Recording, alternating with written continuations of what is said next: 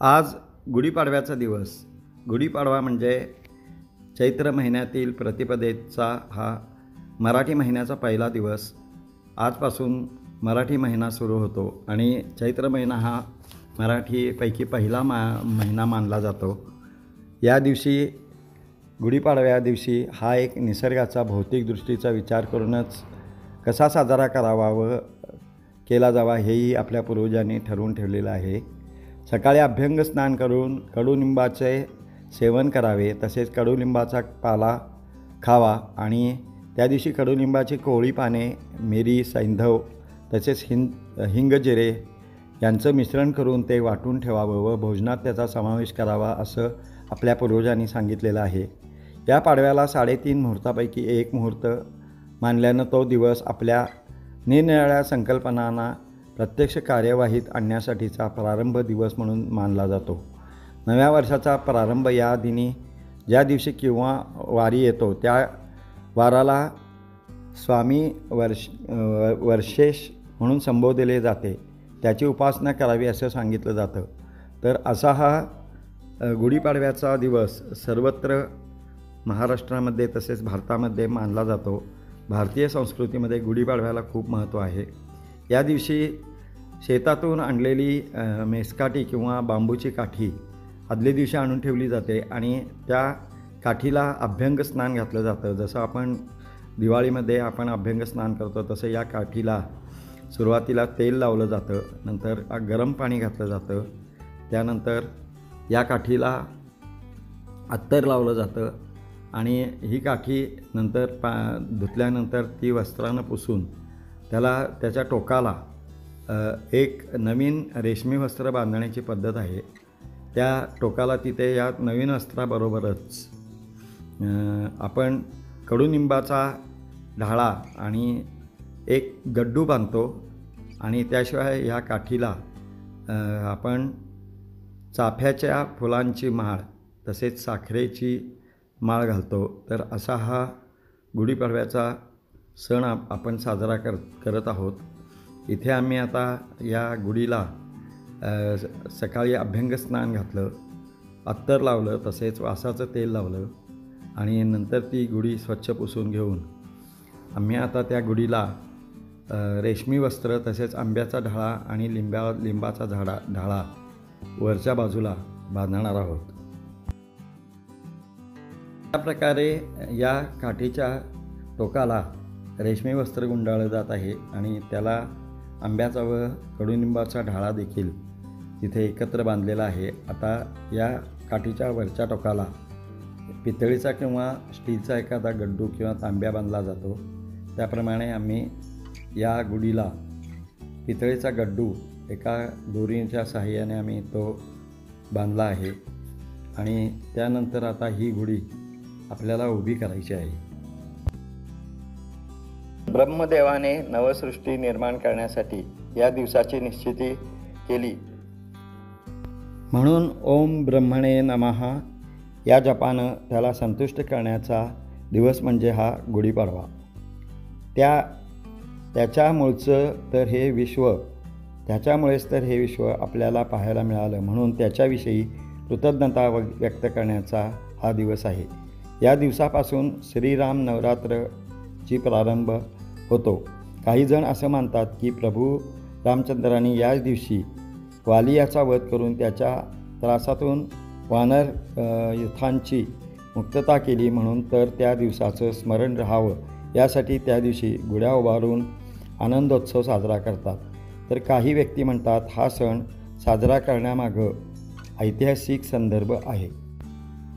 आता ही संपूर्ण माळ बांधून तसेच साखरेची माळ बांधून देखील ही गुढी पूर्ण तयार झालेली आहे. यानंतर ही गुढी आपल्या स्वगृहाच्या दारामध्ये उभारली जाते. त्याप्रमाणे आम्ही देखील ही गुढी स्वतःच्या दरवाजामध्ये एका बाजूला आम्ही ही उभी करणार आहोत. तर आता यानंतर ही गुढी उभी केली जाईल.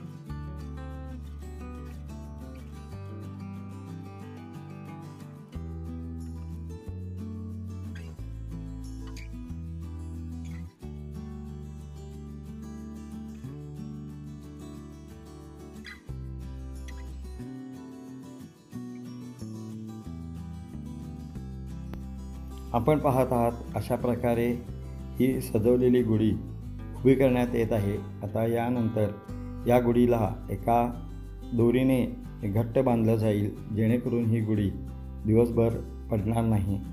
आणि त्यानंतर या गुढीची पूजा केली जाईल. तर यथासांग ही गुढी उभा केल्यानंतर त्याची पूजा केली जाते.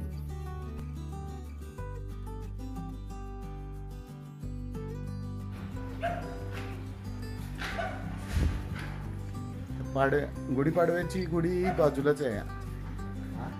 आमच्या बेट ते वेगळंच ठेवते.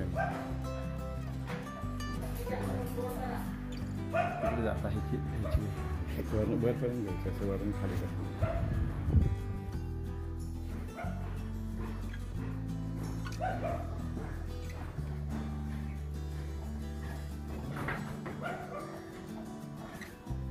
आता पूजत नाही आता पूजा करणार.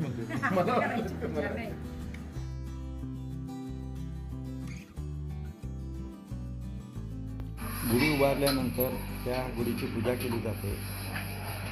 गुढीला गंध, हळद, कुंकू, फुले वाहिली जातात. तसेच नैवेद्य दाखवला जातो.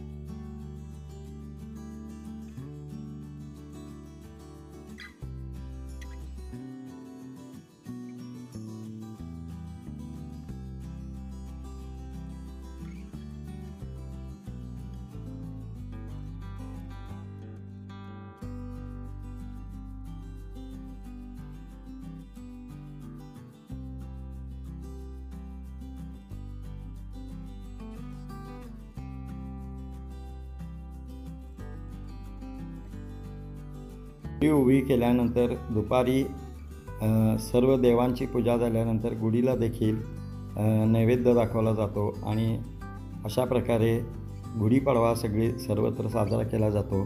या दिवशी पंचांगाची पूजा केली जाते आणि दुपारच्या वेळी पंचांग वाचलं जातं. म्हणजे संपूर्ण वर्षामध्ये आपल्या काय घडामोडी होणार आहेत, तसेच पुढचे संपूर्ण दिवस कसे जाणार आहेत याचं संपूर्ण वर्णन या पंचांगामध्ये असतं.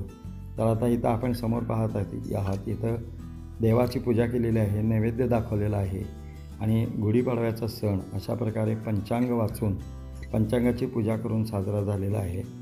इतरत्रही सर्वत्र जिथे जिथे लोक राहतात तिथे ते आपल्या घरासभोवती अशा गुढ्या उभ्या करतात आणि गुढीपाडव्याचा सण साजरा करतात. या दिवशी बरेचसे लोक नवीन वस्तूंची खरेदी करतात. कोण स्कूटर घेतात, कोण मोटर घेतात, कोण सोन्याचे दागिने घेतात, कपडे घेतात.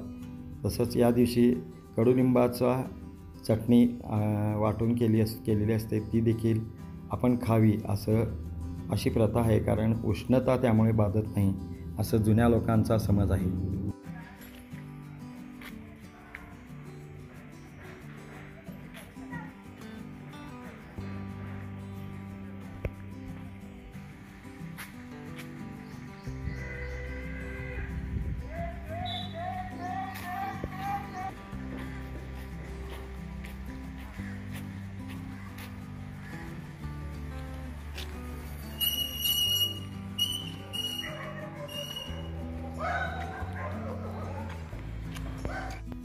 आपण पाहत आहात गल्लीमध्ये देखील प्रत्येकाच्या दारासमोर गुढी उभा केलेली आपल्याला दिसत आहे. तर अशा प्रकारे प्रत्येकजण आपल्या घरासमोर गुढी उभा करून हा गुढीपाडव्याचा सण साजरा करतो व सर्वत्र आनंद लुटला जातो आणि प्रत्येकाला शुभेच्छा दिल्या जाते. नवीन वर्षाच्या शुभेच्छा यावर्षी गुढीपाडव्याच्या निमित्तानं लोक एकमेकांना देतात आणि अशा प्रकारे हा सण पार पडतो आणि साजरा होतो. अशा या गुढीपाडव्याच्या सणाला अनन्यसाधारण महत्त्व आहे आणि हिंदू संस्कृतीमध्ये गुढीपाडवा हा एक महत्त्वाचा सण म्हणून ओळखला जातो आणि या दिवसापासून मराठी वर्षाची सुरुवात होते.